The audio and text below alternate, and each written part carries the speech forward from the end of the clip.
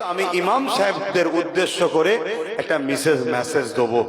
সেই মেসেজ হচ্ছে এটাই, প্রতিটা গ্রামে মানুষ এই এসআইআর কে নিয়ে এমন ভাবে বাজার গরম করেছে, একদল এ বলছে আর একদল এ বলছে, এতে সাধারণ খেটে খাওয়া মানুষ, দিনমজুরি মানুষ, গরিব শ্রেণীর মানুষ, লেবার শ্রেণীর মানুষ, গ্রাম্য এলাকার মানুষ একটু বড় আতঙ্কের মধ্যে পড়ে যাচ্ছে। তবে আমি বলবো, আতঙ্ক হয়ে নিজের জীবনের ক্ষতি করে ফেলবেন না, ঘাবড়াবার কিছু নেই। আলহামদুলিল্লাহ, এটুকু মনে রাখবেন, আপনার পীরের আওলাদ হিসাবে আগেও ছিলাম আপনাদের সাথে, আজও আছি।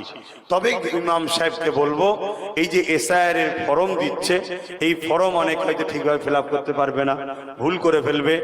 আপনি ইমাম হিসাবে জুম্মার নামাজের পর 1 মাস 10 দিন সময় দিচ্ছে, মসজিদের পাশে একটা চেয়ার নিয়ে, টেবিল নিয়ে, একটা ভালো শিক্ষিত ছেলেকে সাথে করে নিয়ে ফর্মগুলোকে ফিল আপ করে, যার ফর্ম তার হাতে দেবেন, 2 কপি ফিল আপ করতে হবে। এসআইআর এর যে বিএলআরও অফিসার আসবে, তার একটা ফটো তুলবেন, তার কি বলে নাম, অ্যাড্রেস, ফোন নাম্বার রাখবেন, এবং তার হাতে যখন দেবেন, দিবার আগে বলবেন আপনি প্রথমে স্টাম্প মারেন, সই করেন। যেটা স্টাম্প মেরে সই করা হবে ওটাকে নিয়ে নিজের কাছে রাখবেন, দ্বিতীয়টা দেবেন, স্টাম্প মারেন, সই করেন, এটা নিয়ে যান। এটা হলো আপনার প্রুফ।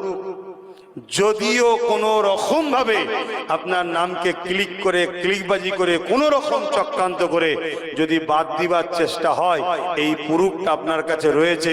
আর আপনার বিএলআরও যে তার নাম, অ্যাড্রেস রয়েছে, ফটো তুলে রেখেছেন, দিয়েছেন, তাহলে কান টানলে মাথায় আসবে। আমি কথা দিয়ে যাচ্ছি, আমার ভাই নওশাদ সে আইনের একজন সদস্য হয়েছে, তার দ্বারা দিয়ে আপনাদের জন্য কেস লড়বো, দরকার হয় সুপ্রিম কোর্ট যেতে হয়, যাবো, ঘাবড়াবেন না, কিন্তু এই প্রুফটুকু রাখবেন। কথা বুঝে আসছে? আর ইমাম ভাইদের বলবো, এই বিপদের সময়, এটা কোনো বিপদ নাই, তারপরে এমন মহল তৈরি করা হয়েছে, এই বিপদের সময় আতঙ্কে অনেকে পড়ে যাচ্ছে, কাকে বিশ্বাস করবে, কাকে ভরসা করবে, যার তার উপরে তো ভরসা করাও যায় না।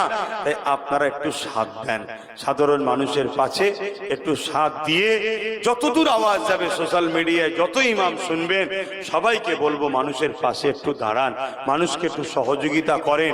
তবে প্রত্যেককে বলবো, ইমাম হোক, মৌলানা হোক, হুজুর হোক, নেতা হোক, কেতা হোক, নিজের ফর্মটা নিজে নেবেন, জমা দিবার সময় স্টাম্প মেরিয়ে সই করে নিজের চোখে দেখে নেবেন।